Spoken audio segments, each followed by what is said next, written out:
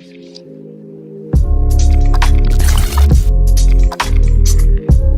and welcome to the Moving Forward podcast. This is Rabi and I'm here with Andy Lamrock. Hey Andy.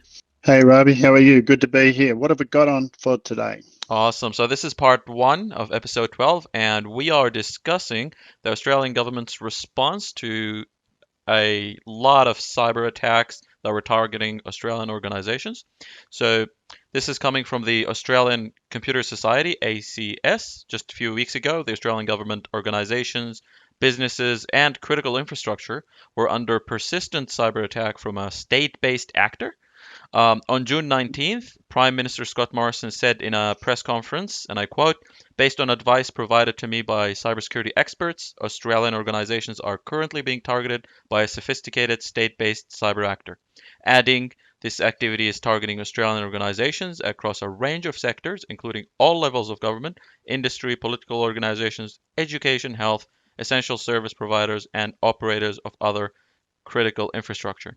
So it sounds to me that the goal is not only financially motivated, but also disruption of the Australian infrastructure and causing as much damage as possible. How do you read this, Andy?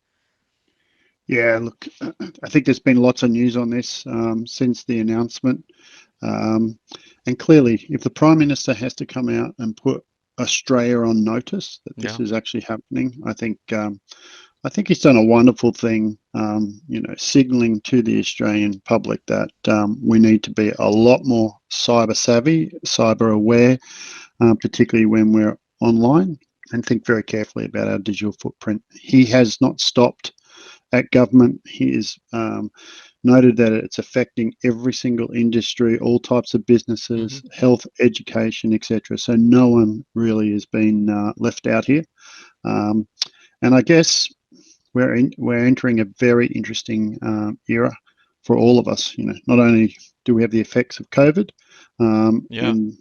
and the challenges that come with that, but to think that our health services might be attacked Hmm. at a time like these goes to show you this is, dare I say it, significant warfare. Oh That's what yeah. it feels like for me. Hmm. I know that's a big term, but it certainly feels like that. That's for sure.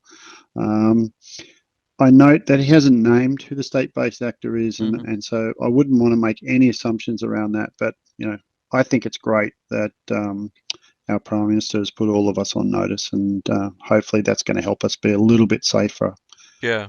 until we can get this under control. It does tell us to the extent of severity of the attacks that the Australian government is being targeted with. To provide more information about what happened, according to information from the Australian Cybersecurity Centre, the hackers behind the attack are using what is called copy-paste compromises. This is publicly known. These are publicly known exploits and tools leveraging vulnerabilities in unpatched public-facing network infrastructure. Responding to this, the Australian federal government announced on June 30th that it will invest 1.35 billion into cybersecurity over the next 10 years. They call it the Cyber Enhanced Situational Awareness and Response, or CSAR, package. So, to to take it into more details about this CSAR package, it will include the following. 31 million will be put towards helping the Australian Signal Directorate to fight offshore cybercrime. 35 million towards a new cyber threat sharing platform. 12 million go to enabling the ASD, the Australian Signal Directorate, and Australian telcos to block known malicious websites and computer viruses at speed.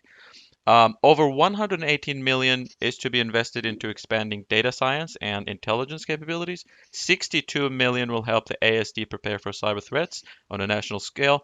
And this is where it gets exciting. 470 million put towards creating over 500 new cybersecurity jobs within ASD. So there's a lot of discussion here, but it seems to me, on a more selfish note, cybersecurity professionals are looking for a prosperous career ahead of them and a lot of challenges. Look, Ravi, great detail. Thanks for sharing that. I think what's really important here is a couple of things. So the Mm, first thing is that you said that the compromise was copy paste, which is, mhm, it seems that these actors are using very well known exploits. mhm, So it's nothing new and sophisticated that we should be really scared about in Hmm. terms of we haven't seen it before. Um, but clearly, if he's saying it's state-based, it means that there is obviously a significant force of people Yeah. um, persisting with this type of attack. So it's a persistent type of attack, and I guess that means it's not going to go away. Mm. And to think that he's been able to detail, our government has been able to detail, should I say, a really detailed plan with regards to resourcing Yeah. and funding, and linking it to defence is another subtle undertone to where we should be thinking cyber is. It's quite an interesting time for us, that's for sure. Yeah, and we've all seen the different solutions that a lot of cybersecurity solutions companies provide.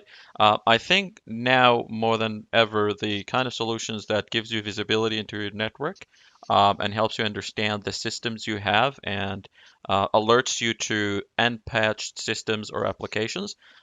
These kind of solutions will really come into play right now. If you have an active cybersecurity team or you are partnering with an active cybersecurity organization that's helping you to regularly patch your systems and make sure you're safe, you're really going to be in good hands at this point. If you're not, it's going to be a struggle to go through this because it seems to be an attack on a large scale, and that's going to target as many industries and organizations as possible. Do you see this putting a lot of pressure on Australian businesses, or do you think we are in a position where we are kind of prepared for something like this?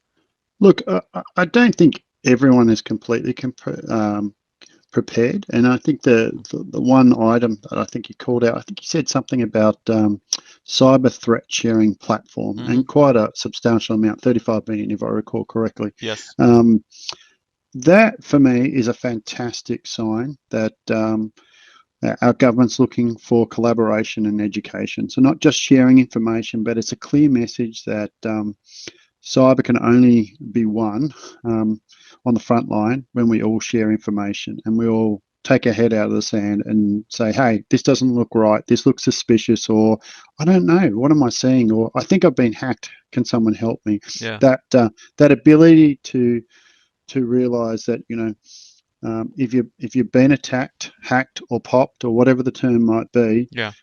sharing and reaching out for help is really a great step forward. So I'm really pleased to see that, and maybe a lessons we can all take forward with Absolutely. this. That's for sure.